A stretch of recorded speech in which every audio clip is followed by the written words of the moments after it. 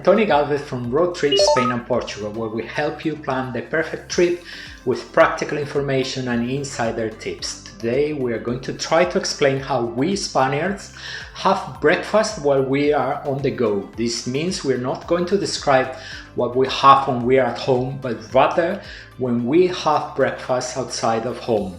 Very much like you will do when you visit Spain. And remember, breakfast in Spanish is desayuno. In spite of its relatively small size, Spain is an incredibly diverse country with huge regional differences. Breakfast for someone from Madrid might mean something completely different for someone from Cordoba, not to mention the differences from one person to another, regardless of their origin. There are two outstanding features of breakfast in Spain. The first is that it is quite scarce. It is not an abundant meal. It usually consists of a drink and something to eat, but if you are imagining that buffet breakfast with an endless list of ingredients, forget it. It's not like that here, with the exception of some hotels. The second feature is that there are two well-defined alternatives. It can be a sweet breakfast or a savory breakfast. Let's have a look at it in more detail. First of all, where are you going to have that breakfast? In the vast majority of cases, it will be in a bar or cafe. And if there's one thing Spain has no shortage of, it's bars. You won't have to walk far to find one, and weather permitting, having breakfast outdoors will be a pleasure. Many bars put up signs advertising their breakfast specials. Combinations are usually quite good value and include at least one drink and one item of food. Whether it's a sweet or a savory breakfast, it always includes a basic drink, coffee, which comes in three basic formats. Café solo, black coffee, which is the equivalent of espresso, coffee without anything else, much longer than the Italian espresso or the Portuguese bica. Café cortado, which is a black coffee with a splash of milk, and café con leche, coffee with milk, which can be served with more or less milk. Depending on the place, it might resemble a café latte or a coffee with milk. The waiter may ask you if you want hot milk. If you like your coffee hot, make sure that the milk comes hot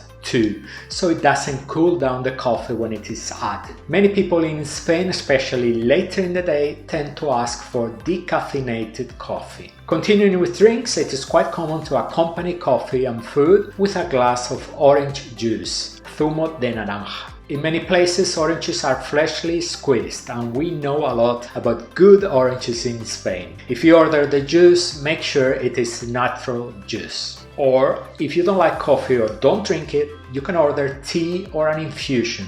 And let's talk about the food that will accompany this drink, which, as we have already pointed out, can be sweet or savory. Let's start with sweet breakfast, which is very popular in large parts of Spain. In some parts of the country, it is almost impossible to have a savory breakfast. Among the sweets, the most common is to eat what we call here industrialized pastries, sweets mass-produced by the industry. Among the classics are donuts with or without chocolate coating, croissants which can be made of butter, delicious, or that sometimes are of an inferior quality. And in Spain, of course, we have the classic churros. We actually eat churros accompanied by chocolate at any time of the day, be it in the morning, in the late afternoon. But 2 or 3 churros with a cup of coffee are quite common at breakfast, as most of the bars where they are served do not fry the churros. They are usually ordered from a nearby churreria. And unlike in the churreria where you eat them hot and freshly made, in the bar they may have been there for a while and may not be as tasty.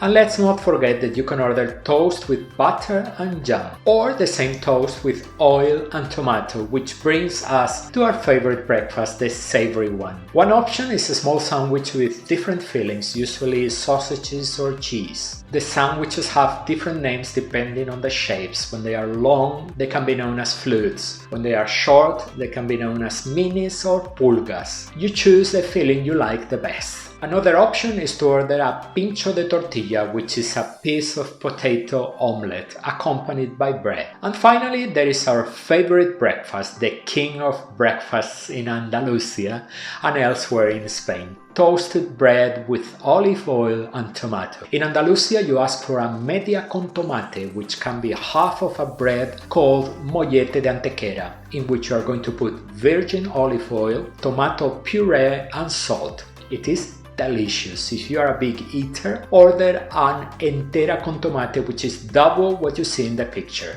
Be careful, it's a lot of food. And if you want to take breakfast to the next level, add Iberian ham on top of the toast.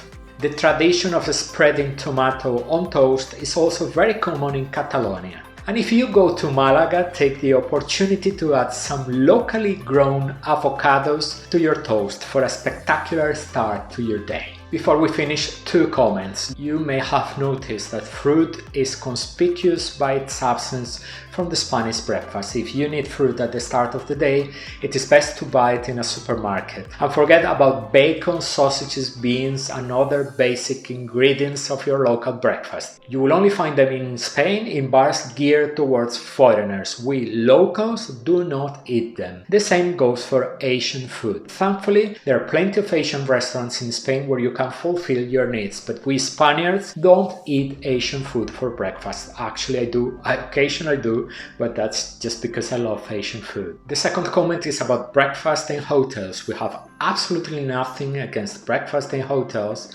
but we almost never book it for one very simple reason. Breakfast in hotels in Spain is charged at a very expensive price, sometimes absurdly expensive. It can be 8 euros, 10 euros, 15 euros. If you are thinking of booking accommodation with breakfast, make sure that this expense is going to be worth your money. Otherwise, you now know that there are much cheaper alternatives for your breakfast. And that was our take on how we Spaniards eat breakfast when we are not at home. It's not a big gastronomic event, it's more a basic dose of energy and caffeine to start the day. Don't worry, because if breakfast isn't a show, the lunchtime menú del día is unlikely to leave you hungry.